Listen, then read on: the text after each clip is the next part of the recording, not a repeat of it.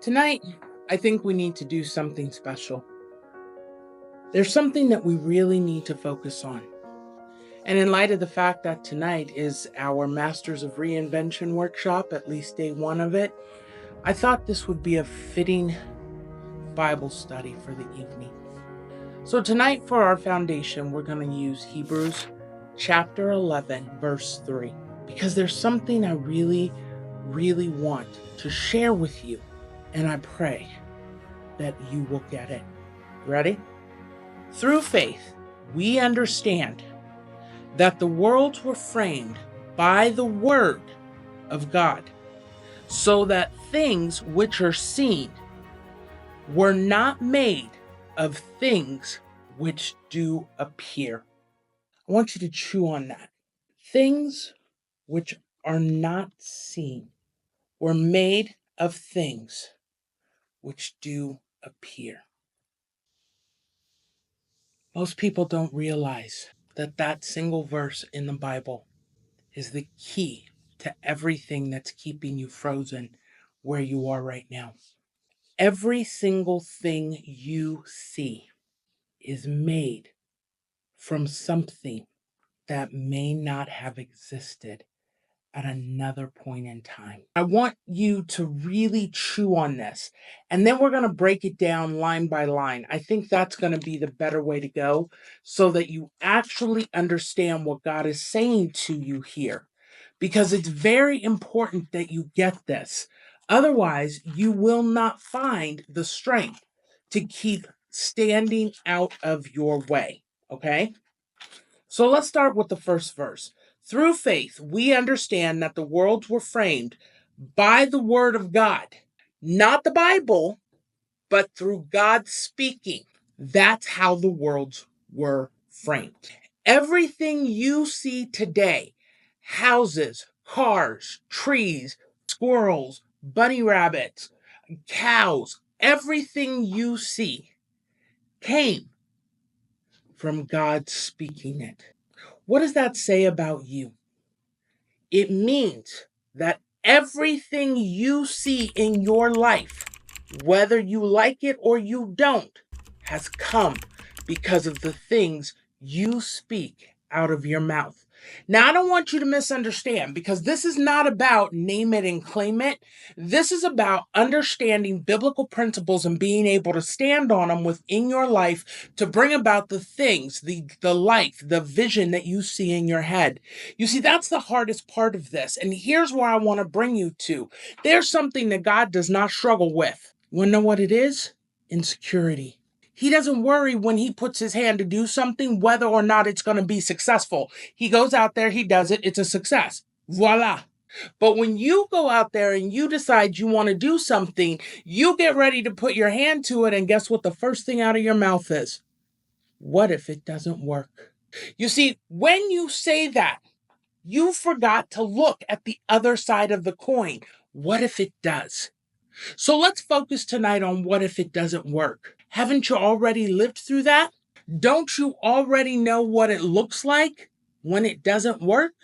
I'm thinking that you probably do, which means that it's time to flip the coin and to ask a different question. When God said he wanted to work in partnership with us, when he framed the world, it was always that he and us, that you and he were supposed to be hand in hand walking through life together.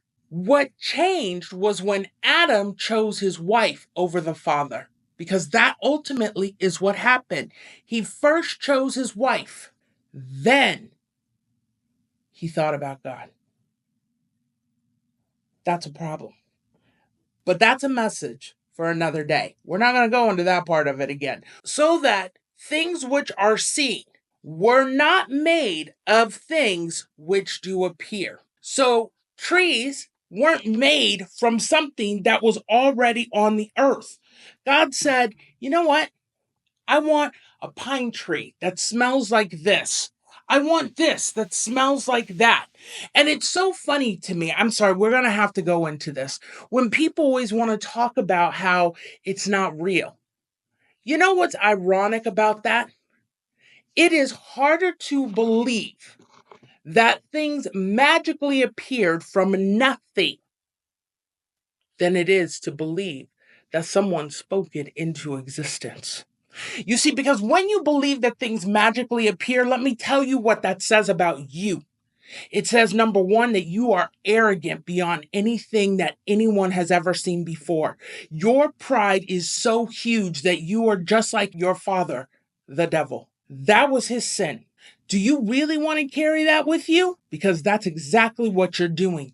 When you open your mouth to speak against the man who created you, who gave you breath, who gave you a portion of his spirit, who created the system that allowed you to be born, what you're doing is you're talking like you are all that in a bag of chips. You have breath in your lungs because that man allowed you to live through another day. You think I'm not telling you the truth? How about this? How about you hold your breath and see what happens when you decide you're not going to breathe again? Because, see, the body is set up in such a way that if you tried that, you would first pass out. You want to know what would happen on your way to the floor? You would inhale. Unless you hang yourself, you're hitting the floor. You will pass out, but you won't die. It takes a lot to reach a place where you have the ability to kill yourself. A lot. But we're not going to talk about that either. Here's the second thing it says about you when you open your mouth to speak against the Father. It shows how ignorant you are. The foolishness that lives within your system. You see, it is not the weak person who believes in God. It's the weak person who tries to pretend that God isn't real. That's who the weak one is. Let me tell you why it's not a weakness to believe in God. Because if you don't get to work, guess what God doesn't do? He doesn't wave a wand and make things happen. You go through financial hardships, you lose things, you struggle through things, you're in pain, you go through starvation and homelessness and all these different things. But when you are walking with the Father and you make a decision, guess what he does? He upholds that decision. And see, that's where a lot of this is coming from and what we keep not understanding about Hebrews 11:3. When you make a decision, God honors your choice. You see, that's the thing that everyone keeps missing. That you keep missing when you struggle with how to work with God is that you have a choice in everything you do. The reason he did not thwart Adam's decision is because he gave him the freedom to choose. Does that mean there aren't times that he can't come in and change a decision? Of course there are. Does that mean there aren't times when he can't intercede and change an outcome? Of course there are. But those times are few and far between. You didn't see him parting the Red Sea every 15 minutes in the Old Testament. If it wasn't necessary, it didn't happen. Did you see Moses go back to the Red Sea and attempt to part it to take the Israelites back to Egypt? Of course not.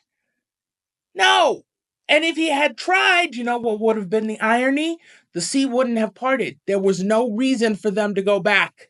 There were other ways they could have gone, but the most direct path that they needed through that sea so that God could show them who he was. And still, after seeing everything he did, you walked across a sea on dry land and you have the audacity to say that God is going to let you starve?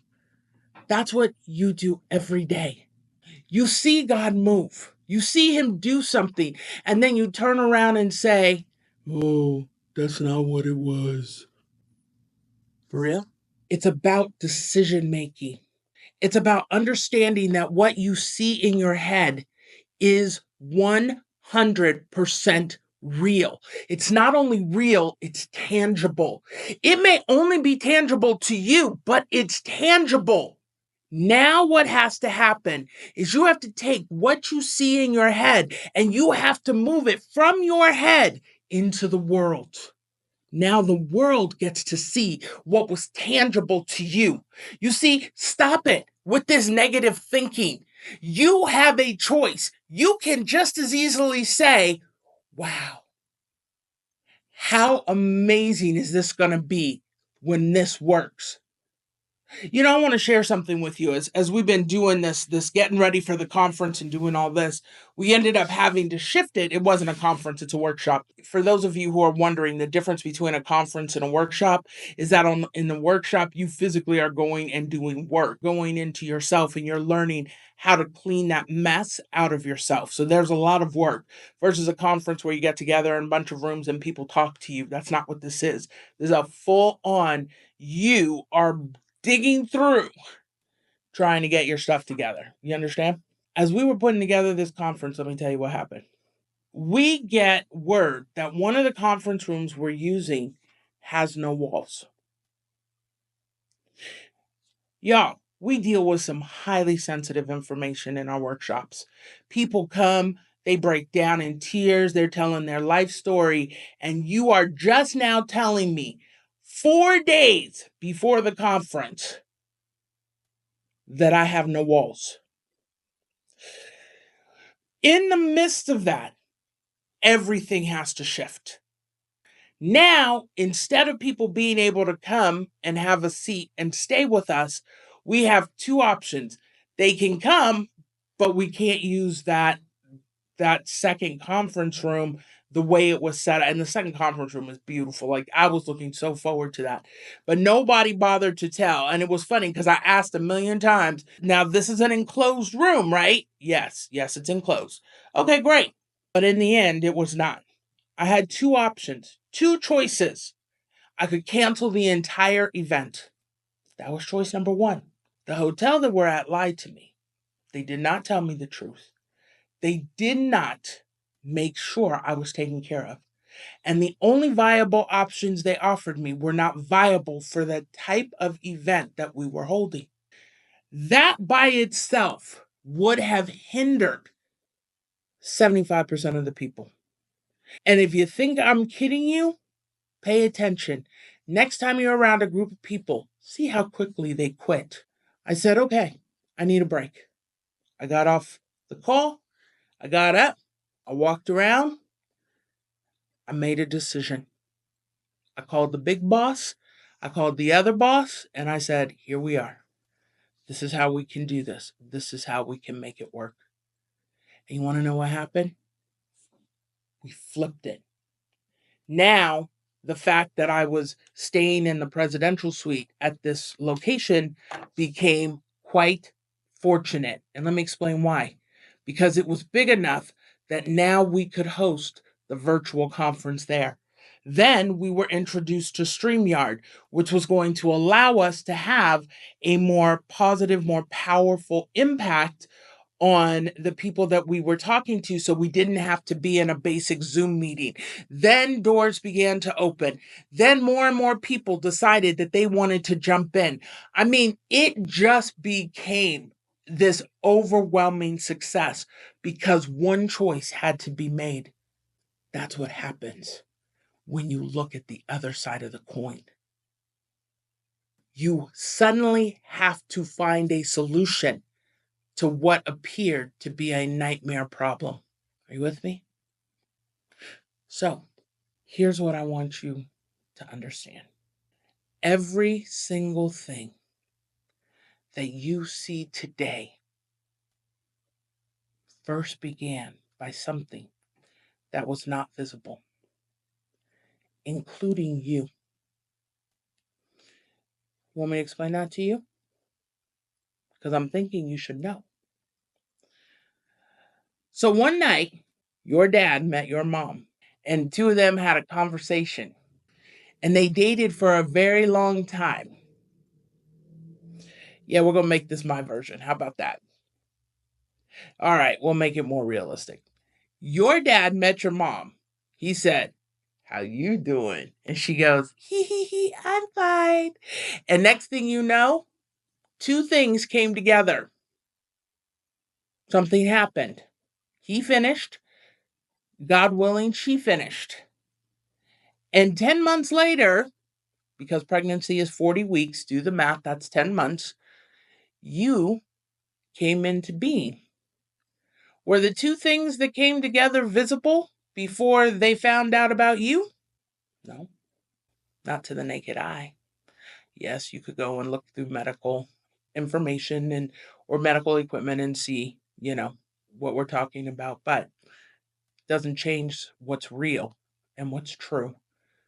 Sperm is not visible to the naked eye, and eggs are not held outside the body. So, by things which were invisible, you were created. And now you're surprised that you have the gift to create everything you see in your head, something which doesn't exist. Listen, for some of you, you don't grasp that cell phones only recently existed because, cell phones have been in every household thing throughout your whole life. But then, some of you remember a time when cell phones didn't exist and we had to use that lovely thing called the payphone. Somebody had a vision in their mind, and that's why we have a cell phone today.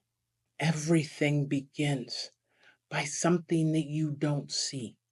And it's not just physical, tangible things, it's also relationships.